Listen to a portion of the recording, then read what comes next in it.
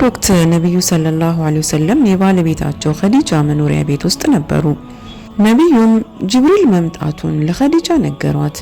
እንዲህም አሏት፣ ጅብሪል መጥቷል፣ ሰላምን ብሎሻል። አላህ ሱብሓነሁ ወተዓላም በሱ አማካኝነት ሰላምታን ልኮልሻል አሏት። አስከትለውም ጀነት ውስጥም ሰላም የምታገኝበት ድካም የማይኖርበት ቤት እንደሚኖርሽ አበስሮሻል በማለት አስደሰቷት።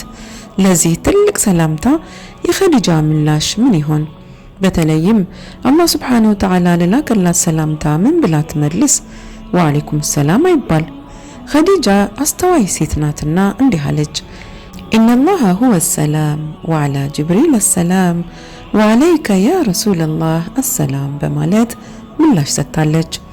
ማለትም አላህ ራሱ ሰላም ነው፣ ሰላምም ከሱ ነው፣ በጅብሪልም በረሱልም ላይ የአላህ ሰላም ይውረድ በማለት ምላሽ ሰጥታለች ማለት ነው እናታችን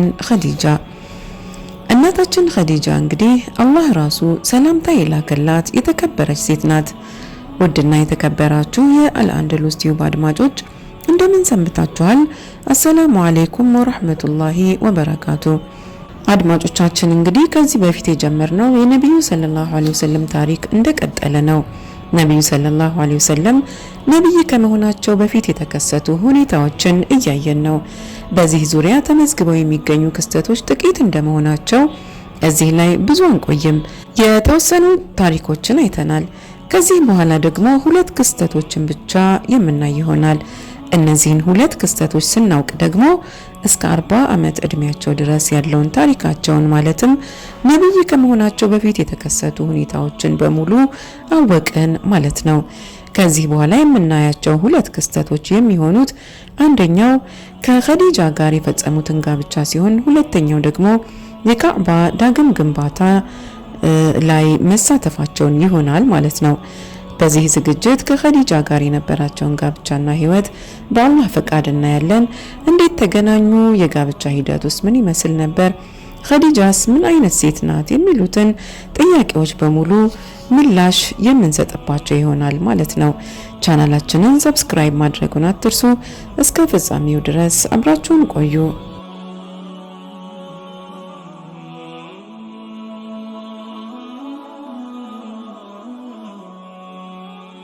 ባለፈው ፕሮግራማችን ነብዩ ሰለላሁ ዐለይሂ ወሰለም በወጣትነታቸው በእረኝነት ተቀጥረው ይሰሩ እንደነበር ተመልክተናል። ኸዲጃን ከማግባታቸው በፊትም እንዲሁ እረኛ ነበሩ። እሳቸው እረኛ፣ ኸዲጃ ደግሞ ሀብታም ነጋዴ። እንዴት ተገናኙ? ነገሩ ወዲህ ነው። የኸዲጃ ታላቅ እህት ሃላ ቢንት ኹወይሊድ ግመሎች ነበሯት። ግመሎቿን የሚጠብቁላት ሁለት እረኞችን ቀጥራ ነበር። ታዲያ ከነዚህ ሁለት እረኞች መካከል አንዱ ወጣቱ ነብዩ መሐመድ ሰለላሁ ዐለይሂ ወሰለም ነበሩ። በእርግጥ በዚህን ጊዜ ነብይ ተብለው አልተላኩም። አብሯቸው ሲሰራ የነበረውን ግለሰብ ማንነት ማወቅም ይከብዳል። በወቅቱ የነብዩ እድሜ 23 ወይም 24 ይሆናል ተብሎ ይገመታል።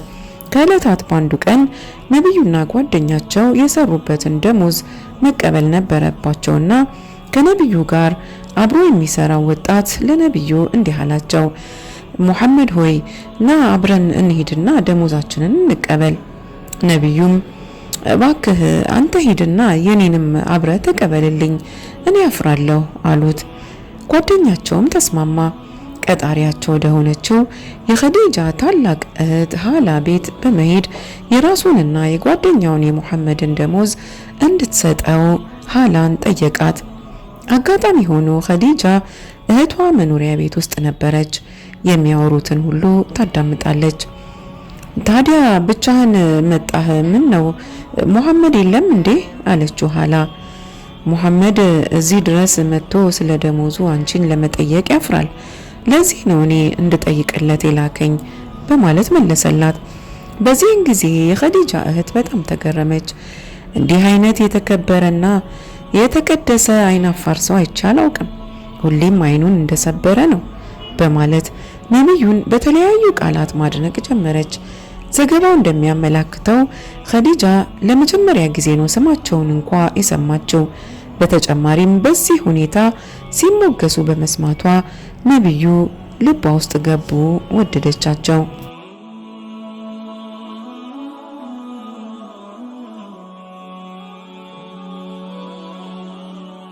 ኸዲጃ የንግድ ሰው ነበረች። ወደ ሶሪያና የመን እቃ በመላክና ከነዚህ አገራትም እንዲሁ የተለያዩ እቃዎችን ወደ መካ በማስመጣት ትነግድ ነበር። በወቅቱ የአረብ ሴቶች ለንግድ ከአገር ስለማይወጡ ኸዲጃ ሰዎችን በመቅጠር ነበር የንግዱን ስራ የምትሰራው። የሚገኘውን ትርፍ በስምምነት ወይም በፐርሰንቴጅ ታስቡ ነበር የሚከፋፈሉት። ይህ አሰራር ሙዳረባ ይባላል። ከሚገኘው ትርፍ እንበልና 70% የሷ ቢሆን 30%ን ለቀጠረችው ሰው ትከፍላለች። እንደዚያ ነበር የሚሰራው። በዚህ መልኩ ከሌሎች ጋር ለአመታት ስትሰራ ብትቆይም ኸዲጃ ግን የምትጠብቀውን ያህል ትርፍ ገንዘብ እያገኘች አልነበረም። በመሆኑም ይህን ታማኝ ሰው ወጣቱን ሙሐመድን ለመቅጠር ወሰነች። እዚህ ጋር ቆም እንበል። ኸዲጃ ገንዘቧን ከየት አመጣችው የሚለውን እንመልከት። በወቅቱ መካ ውስጥ ካሉ ሴቶች መካከል በጣም ሀብታም የምትባለው እሷ ናት። እውነት ነው፣ በወቅቱ አረቢያ ውስጥ ወንዶች እንጂ ሴቶች ሀብታሞች አልነበሩም። ነገሩ ወዲህ ነው። ኸዲጃ ነቢዩን ከማግባቷ በፊት 2 ባሎችን አግብታ ነበር። ከመጀመሪያው ባሏ ልጆች ነበሯት። ከሁለተኛው ባሏ ግን ምንም አልወለደችም። ይህ ሰው ሀብታም ነጋዴ ነበር። በጃሂልያ ዘመን ደግሞ ሴቶች አይወርሱም ነበር። ነቢዩ ከመጡ በኋላ ነው ሴቶች እንዲወርሱ የተደረገው። ኸዲጃ ከሁለተኛው ባሏ ልጅ ባለመውለዷ ባሏ ሲሞት ንብረቱን ወርሳለች። ይህም ቢሆን ከስንት አንዴ የሚከሰት ነው እንጂ በአጠቃላይ አረቦች ዘንድ ሴት ልጅ ውርስን የማግኘት እድሏ አናሳ ነው። በመሆኑም ኸዲጃ ከሁለተኛው ባሏ በወረሰችው ገንዘብ ነበር የንግዱን ስራ የምትሰራው። ለአመታት ሰዎችን በመወከል የንግድ ስራውን ሰርታለች። ታዲያ በንግዱ የሚገባትን ድርሻ አታገኝም ነበር። በንግድ ስራ ውስጥ ታማኝ ሰው ማግኘት ከባድ ነው። በእነዚህ የስራ አመታት ውስጥ ታዲያ ብዙ ወንዶች ኸዲጃን ለጋብቻ ጠይቀዋታል። ሆኖም ግን እሷ ጥያቄዎቻቸውን አትቀበልም ነበር። የዚያን ዕለት ታዲያ ኸዲጃ ታላቅ እህቷ ነቢዩን ስታሞግስ ሰምታለች። ነቢዩም ልቧ ውስጥ ገብተዋል። ስለሳቸው ማሰብ አላቆመችም። የንግዱ ወቅትም በደረሰ ጊዜ ወዲያውኑ የመጡላት ነቢዩ ነበሩ። ለምን ከዚያ ታማኝ ሰው ጋር አልሰራም በማለት አሰበች። ነቢዩ ሰለላሁ ዐለይሂ ወሰለም በዚያን ጊዜ ገና ወጣት ናቸው። የንግድ ስራ ልምድም የላቸውም። ነግደውም አያውቁም። እረኛ ነበሩ። ኸዲጃ እነዚህን ሁሉ ጉዳዮች ችላ በማለትና ታማኝነታቸውን ብቻ በመመልከት ከእሳቸው ጋር ለመደራደር ወሰነች። ቀጥላም የንግዱን ስራ ከእርሳቸው ጋር ለመስራት ፍላጎት እንዳላቸው ነቢዩን እንዲጠይቅላት ከአገልጋዮቿ መካከል አንዱን ወደ ነቢዩ ላከች። የኸዲጃ አገልጋይ ወደ ነቢዩ በመሄድ ኸዲጃ አብራቸው ንግድ መስራት እንደምትፈልግና የእሳቸው ፍላጎት ምን እንደሆነ ጠየቃቸው። በአንዴ ከእረኝነት ወደ ንግድ፣ ምንም እንኳ ይህ ለእሳቸው ትልቅ የስራ ዕድል ቢሆንም ወዲያውኑ ፈቃደኝነታቸውን አልገለጹም። አጎታቸውን ማማከር ነበረባቸው። አቡ ጣሊብን አማከሩ። አቡ ጣሊብም አሉ፣ የወንድሜ ልጅ ሆይ ኸዲጃ በጣም የተከበረችና የታወቀች ነጋዴ ናት። አንተ አሁን ከምትሰራው የእረኝነት ስራ ይልቅ እርሷ ያቀረበችልህ ስራ ይበልጣል። ይህ ላንተ መልካም እድል ነው። እምቢ አትበላት፣ ጥያቄዋንም ተቀበል፣ አላህ ይባርክህ አሏቸው። ነቢዩም ፈቃደኝነታቸውን ገለጹ። ኸዲጃም የንግዱን ትርፍ እኩል እንደምታካፍላቸው ቃል ገባች። በዚህ መልኩ የንግድ ስራ ለመስራት ነቢዩን ከአንድ አገልጋይዋ ጋር ሻም ወደምትገኘው ባስራ ከተማ ላከቻቸው። በስራ ስንል ኢራቅ ውስጥ ከሚገኘው በስራ ጋር እንዳይመሳሰልብን፣ እንዲሁም ቱርክ ውስጥ ከምትገኘው ቡርሳ ከተማ ጋርም ስሙ ይመሳሰላል። ነገር ግን በስራ ማለት ሶሪያ ውስጥ ከደማስቆ ወጣ ብላ የምትገኝ ከተማ ናት። በወቅቱ ነጋዴዎች ከመካ ወደ ሶሪያ ሲጓዙ ደማስቆ ከመድረሳቸው በፊት በስራ ይደርሳሉ። የጠረፍ ከተማ ማለት ናት። ነቢዩም እዚያ ነበር የሄዱት። በወቅቱ ሶሪያ በሮማን ኤምፓየር ትመራ ነበር። የመካ ነጋዴዎችም ወደ ውስጥ ማለትም ወደ ዋና ከተማዋ ደማስቆ ድረስ ዘልቀው መግባት አይፈልጉም ነበር። በስራ ውስጥ ትልቅ የገበያ ስፍራ ስለነበር እዚያ ደርሰው ገዝተውና ሸጠው ወደ መካ ይመለሳሉ። በነገራችን ላይ ዑመር ኢብኑ አልኸጣብ ሶሪያን ከመቆጣጠራቸው በፊት ባስራን ተቆጣጥረው ነበር። ታዲያ በወቅቱ እዚያ ስፍራ በጊዜው ትልቅ የሚባል ታሪካዊ መስጂድ ሰርተዋል። ወደ ታሪኩ ስንመለስ ኸዲጃ መይሰራ ከተባለው አገልጋይዋ ጋር ነብዩን ወደዚያው ስፍራ ላከቻቸው። ነብዩም ይህን ኃላፊነት በሚገባ ተወጡ። ከድሮ የኸዲጃ የንግድ ገቢ አንጻር በብዙ እጥፍ የሚበልጥ ትርፍ ገንዘብም ይዘው ተመለሱ። ይህን ያህል ገቢ ኸዲጃ ከዚያ በፊት አግኝታ አታውቅም። አገልጋይዋ መይሰራ ታዲያ በጉዟቸው የገጠመውን ሁሉ ለኸዲጃ ነገራት። ነብዩ ምን ያህል መልካም ሰው እንደሆኑም ገለጸላት።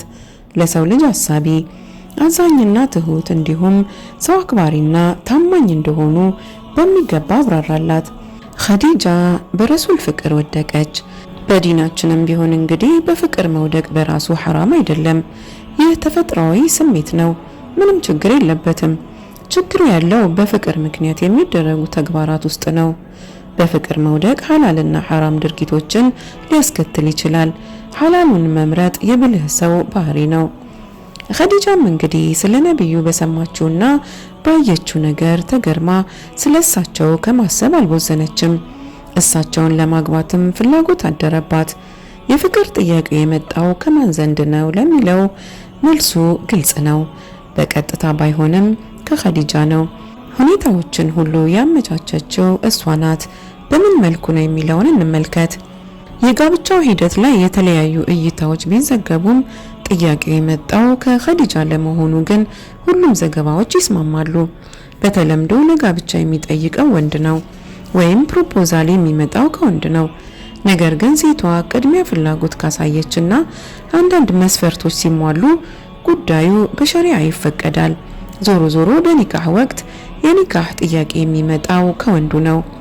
በአንድ ዘገባ ላይ እንደሰፈረው ኸዲጃ ነብዩን ማፍቀሯን ለጓደኛዋ ወይም ለአንዲት አገልጋይዋ ትነግራለች። ይህች ሴት ትልቅ ሴት ናት፣ ነፊሳ ትባላለች። ኸዲጃ ሙሐመድን ማግባት እንደምትፈልግ ነገር ግን ግራ መጋባቷን ነበር የነገረቻት።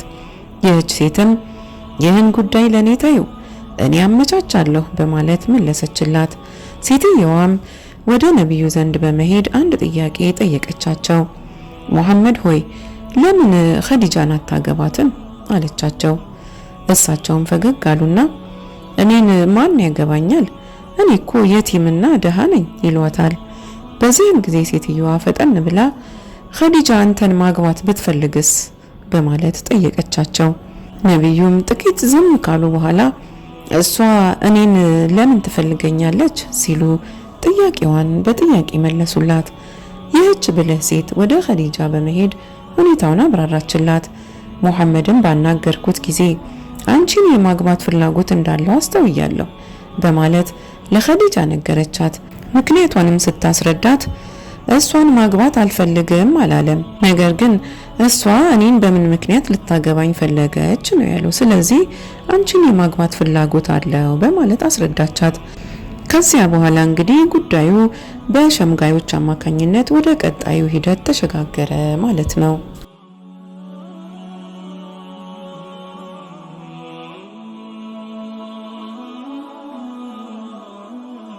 ኢብን ኢስሐቅ እንደዘገቡት ጋብቻው የተካሄደው በሰፈር ወር ውስጥ ነበር።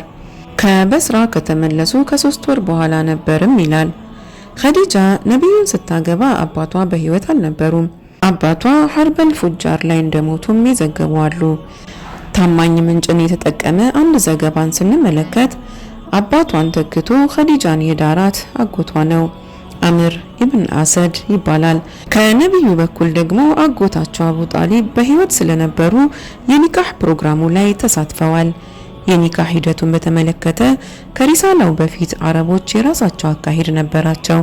ጥንታዊ ከሆኑ መጽሐፍት እንደተገኘው የኒካህ ፕሮግራሙን አቡ ጣሊብ በንግግር ጀመሩት። በቅድሚያም አላህን አመሰገኑ። ከዚያም የቁረይሽን የዘር ሐረግ በመጥቀስ ንግግር አደረጉ።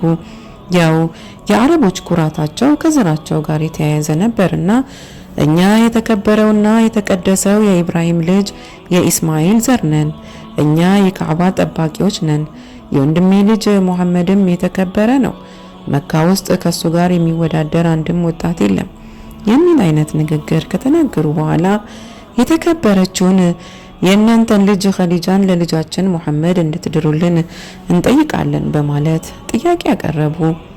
የኸዲጃ አጎትም በበኩላቸው ይህ ወጣት እንቢ የሚባል አይነት ሰው አይደለምና ጋብቻውን ተቀብለናል አይነት ንግግር አድርገው ጋብቻው ተፈጸመ። ለማህሯም የተከፈለው 12 ኡቅያ እንደነበር ተዘግቧል። ይህም በወቅቱ ከፍተኛ ወይም ዝቅተኛ የሚባል አይነት ክፍያ አልነበረም። ኖርማል ወይም ጥሩ አይነት የሚባል ነበር ልንለው እንችላለን። ኸዲጃ እንግዲህ ከነቢዩ በፊት 2 ጋብቻዎችን ፈጽማለች።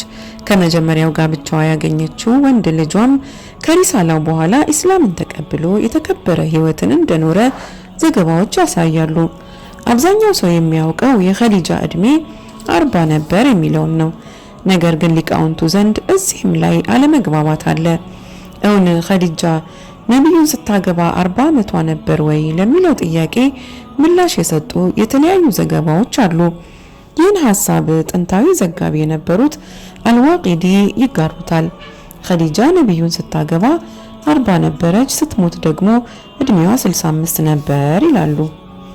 ሁሉም የሚስማሙበት ደግሞ ኸዲጃና ነቢዩ ሰለላሁ ዐለይሂ ወሰለም በጋብቻ ለ25 ዓመታት አብረው መኖራቸውን ነው። እዚህ ላይ ምንም ልዩነት የለም። እንዲሁም ነቢዩ ኸዲጃን ሲያገቧት 25 ዓመታቸው ነበር የሚሉት ብዙዎች ናቸው። ሆኖም ግን 23 ነበሩ፣ 24 ነበሩ የሚሉም አሉ። ነገር ግን ከ23 እስከ 25 ባለው ነበሩ ማለት ይቻላል። የሆነ ሆኖ እንግዲህ የኸዲጃ እድሜ 40 አልነበረም የሚሉ ታማኝ ምንጮችም አሉ። ይህ ለብዙዎቻችሁ የተለመደ እውቀት አይደለም። ነገር ግን አንዳንድ የዘመናችን ምሁራንም ጭምር ይህን ይደግፋሉ። አንደኛ እድሜዋ 40 ነበር ያሉትን አልዋቂዲን ከሌሎች ዘጋቢዎች ማለትም 40 አትሞላም ከሚሉት አንጻር ሲታይ ማስረጃ የማቅረብ ደረጃቸው ዝቅ ያለ ነው ይላሉ። በይሃቂ ኢብን ከሲርና ሌሎችም የዘገቡት አለ።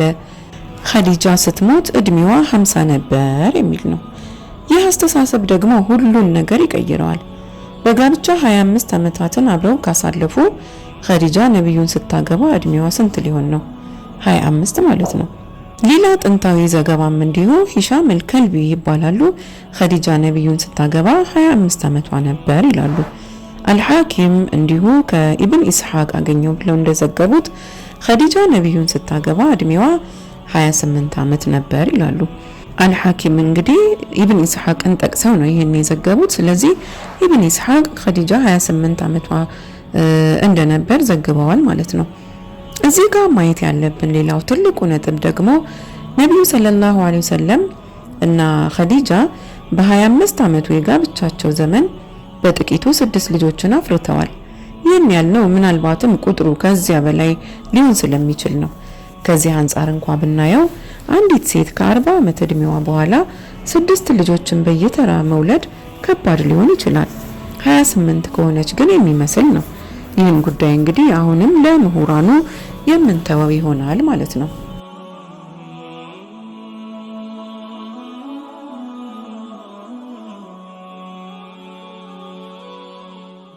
ከኸዲጃ ታሪክ ውስጥ የምናገኛቸው አንዳንድ በረከቶችና ሞራሎች አሉ።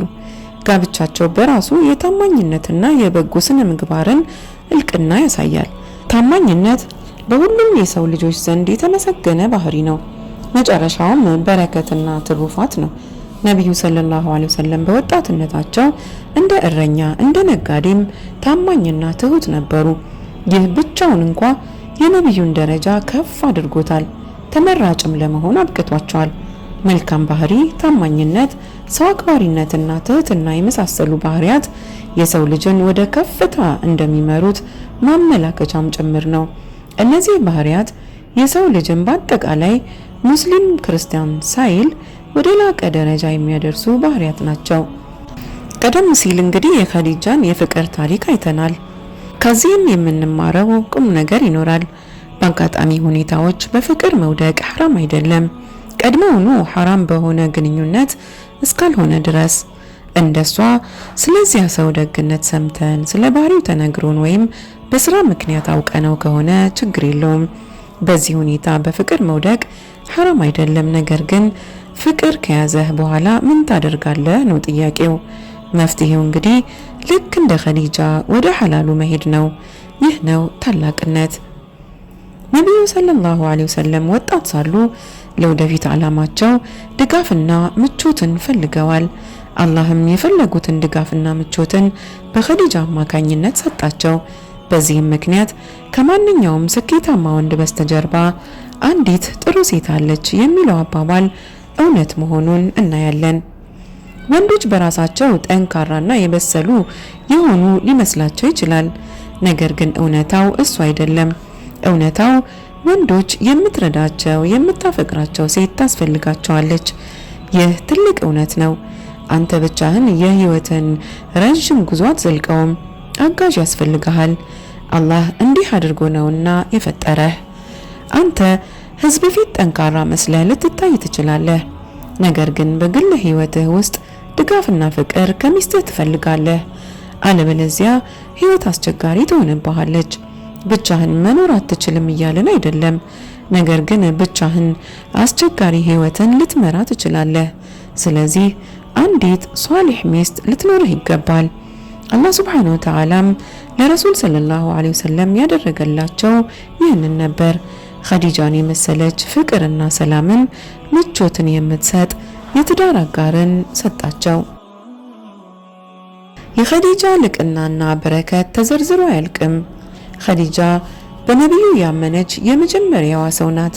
ከሷ ቀድሞ ያመነ የለም። ከወንዶቹም ትቀድማለች።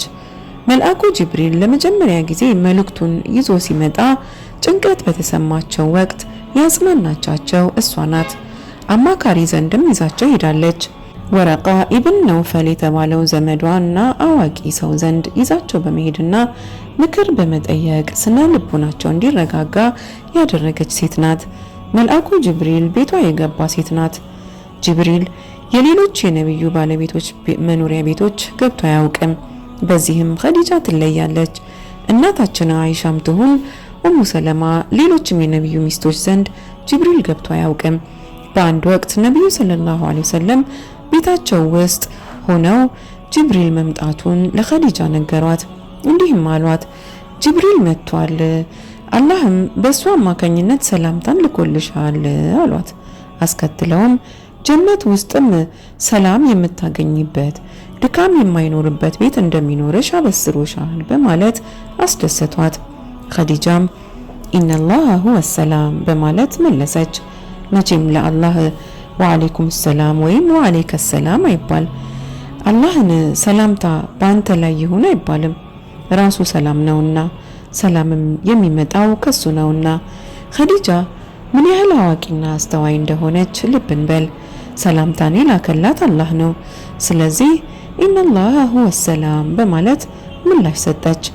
አስከትላም ወአላ ጅብሪል አሰላም ወአለይከ ያ ረሱላላህ አሰላም በማለት በጅብሪልም በረሱልም ላይ የአላህ ሰላም ይውረድ በማለት ምላሽ መስጠቷን ተዘግቦ እናገኘዋለን።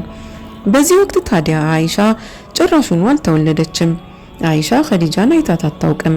አይሻን ያገቧት ከኸዲጃ ሞት በኋላ ነበር።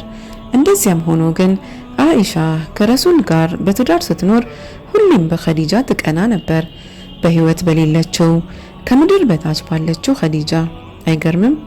ከዚህ የምንረዳው ነቢዩ ሰለላሁ ዐለይሂ ወሰለም ለኸዲጃ ያላቸውን ጥልቅ ፍቅር ነው። እናታችን አይሻ ራሷ ስትናገር በኸዲጃ የምቀናውን ያህል በማንኛውም ሴት ላይ ቅናት ተሰምቶኝ አያውቅም በማለት ተናግራለች። ነቢዩ ሰለላሁ ዐለይሂ ወሰለም ከኸዲጃ ጋር እየኖሩ ሳሉ ሌላ ሚስት አላገቡም። ሌሎች ሚስቶችን ያገቡት እሷ ከሞተች በኋላ ነው። ከነዚህ መካከልም እናታችን አይሻ አንዷ ነበረች። በነገራችን ላይ እናታችን አይሻ በሁሉም ሚስቶች ትቀና ነበር። ነገር ግን ምንም እንኳ ባላውቃትም ባላያትም እንደ ኸዲጃ የምቀናበት ሴት የለም በማለት ተናግራለች። ለምን ሲባል ለሁቢ ረሱልላህ ሰለላሁ ዐለይሂ ወሰለም ለሃ ነብዩ ምን ያህል እንደሚወዷት ስለማውቅ ነው። ሁሌም እሷን ያወድሱ ነበር ትላለች። እናታችን አይሻ ከነብዩ ሰለላሁ ዐለይሂ ወሰለም ጋር እየኖሩ ሳሉ ከእለታት በአንዱ ቀን ነብዩ ሰለላሁ ዐለይሂ ወሰለም ኸዲጃን አስታውሰው እሷን ማወደስ ጀመሩ። በዚህን ጊዜ አይሻ በቅናት ተሰቃየች። አሁንስ በዛ አይነት ስሜት ተሰማት። እናም እንዲህ አለች፣ ያ ረሱላህ እስከ መቼ ድረስ ነው ስለ ኸዲጃ የሚናገሩት? አይበቃም እንዴ? አላህ እኔን የመሰለ ወጣት ሚስት ተካሉት። ስለ አንዲት ጥርሷን ስለጨረሰች አሮጊት ሴት ሁሌ ለምን ይናገራሉ? በማለት ምናልባትም ያልተገባ ንግግር ልንለው እንችላለን። አይሻ በቅናት መንፈስ ነብዩን ተናገረች።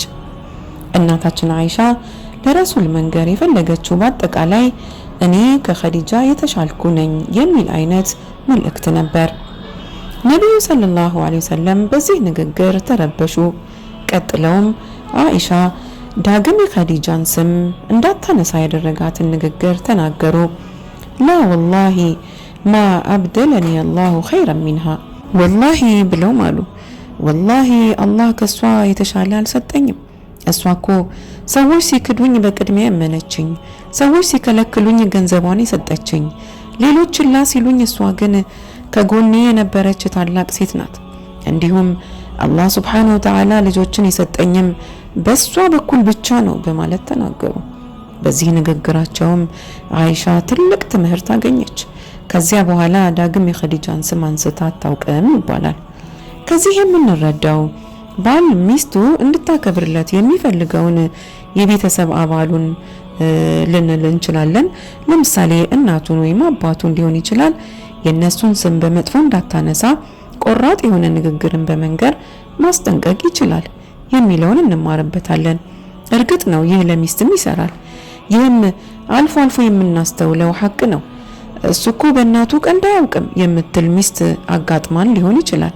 ይህች ሴት ታዲያ በቀጥታም ሆነ በተዘዋዋሪ መንገድ በቅድሚያ ማስጠንቀቂያ ስለተሰጣት ለመሆኑ ምንም ጥርጥር የለውም። አይሻ የምትቀናባቸውን አንዳንድ የረሱልን ድርጊቶች ስናስተውል ነብዩ ሰለላሁ ዐለይሂ ወሰለም ኸዲጃን ከማውሳትና ከማወደስ አልፈው የሆነ ሰው ስጦታ ሲሰጣቸው እንኳ በህይወት የሌለችውን ኸዲጃን ያስታውሱ ነበር። እናም ለጓደኞቿ ወይም ለእርሷ የቅርብ ሰዎች ከስጦታው ላይ ቀንሰው ይልኩ ነበር። ገንዘብ ሲያገኙ፣ ከብት ሲያርዱ እንኳ ከዚያ ነገር ላይ ቀንሰው ለኸዲጃ የቅርብ ሰዎች ወይም እሷ ወደምትወዳቸው ሰዎች ይልኩ ነበር። ይህን የሚያደርጉት ታዲያ ኸዲጃ የሞተች ሰሞን ብቻ እንዳይመስለን፣ ነብዩ ተረጋግተው መኖር ከጀመሩ በኋላም ጭምር ነው። ከ10 ዓመታት በኋላ መዲና ውስጥ በሚኖሩበት ጊዜም ቢሆን ይህን ያደርጉ ነበር። ይህ ታዲያ ለኸዲጃ ያላቸውን ጥልቅ ፍቅር ያሳያል። ማን ነው ይህን የሚያደርግ? ባል ወይም ሚስት ከሞቱ በኋላ ማን ነው በዚህ ልክ ለአመታት ያህል ወይም እድሜ ልኩን የሚያስታውስ? በጣም ይገርማል። በአንድ ወቅት የኸዲጃ ታላቅ እህት ሃላ ወደ መዲና መጣች። ወደ ነብዩ ቤት ደጃፍ ደረሰች። እናታችን አይሻ ቤት ውስጥ ነበረች፣ ነብዩም አሉ። የኸዲጃ እህት እየተራመደች ወደ ቤቱ በር በመቅረብ ለመግባት ፈቃድ ጠየቀች። ነብዩ ሰለላሁ ዐለይሂ ወሰለም ታዲያ የሷን ኮቴ ሰምተው ኸዲጃን አስታወሱ። የኸዲጃ ትውስታ ስለመጣባቸው በሐዘን ፊታቸው ተቀያየረ። በኸዲጃ ናፍቆት ልባቸው በሐዘን ተሞላ። አይሻ በዚህን ጊዜ የረሱል ፊት በሐዘን መሞላቱን አስተዋለች። በዚህም ቀንታለች።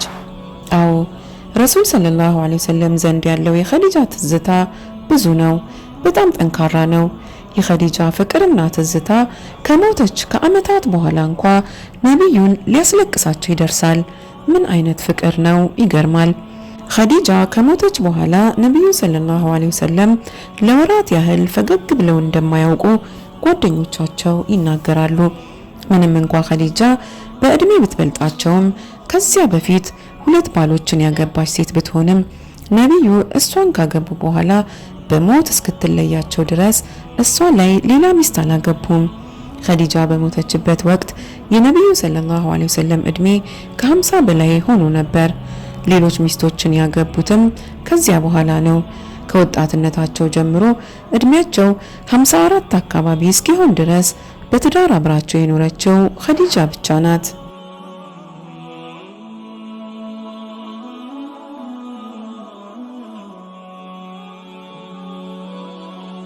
ነብዩ ሰለላሁ ዐለይሂ ወሰለም ከኸዲጃ በትንሹ 6 ልጆችን ወልደዋል ብለናል።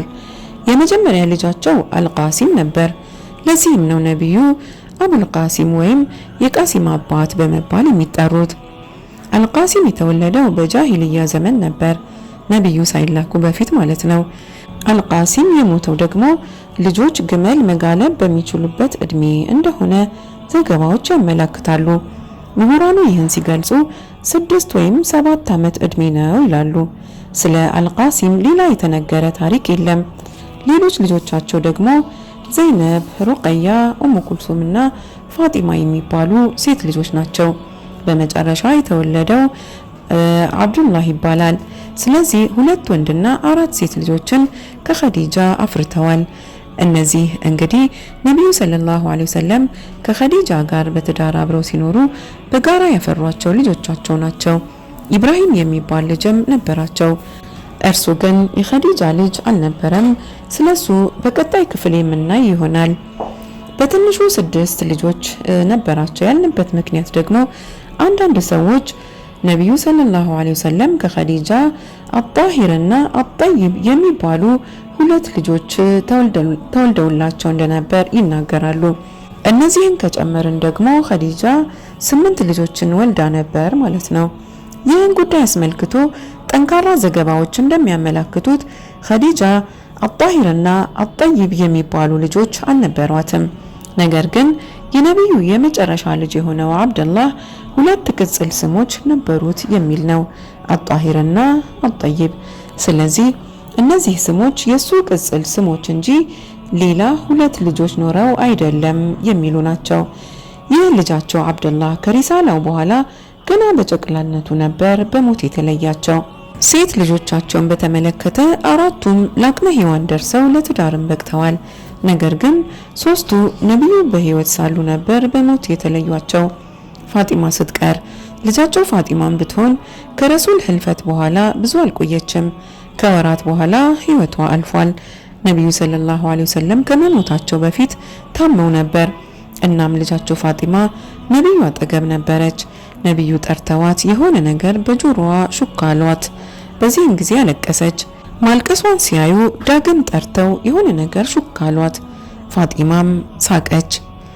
ነቢዩ ከሞቱ ከወራት በኋላ እናታችን አይሻ ሁኔታውን በማስታወስ ፋጢማን ጠየቋት።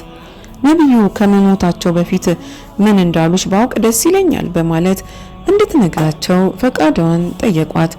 ፋጢማም ስትመልስ ነቢዩ ታመው ሳሉ ሊሞቱ እንደሆነ ነገሩኝ፣ አለቀስኩ።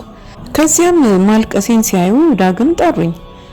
ከቤተሰቤ መካከል በቅድሚያ ከኔ ጋር የምትገናኘው አንቺ ነሽ አሉኝ።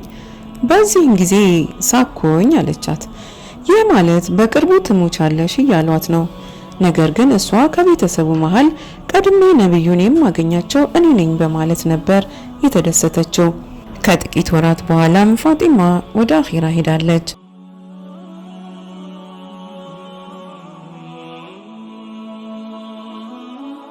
አድማጮቻችን እንግዲህ ስለ ኸዲጃ ይህን ያህል ካልን በቀጣዩ ክፍል ደግሞ ስለ ካዕባ ዳግም ግንባታ የምናይ ይሆናል። ላይክ እና ሰብስክራይብ ማድረጉን አትርሱ እንላለን። ወሰላሙ አለይኩም ወራህመቱላሂ ወበረካቱሁ።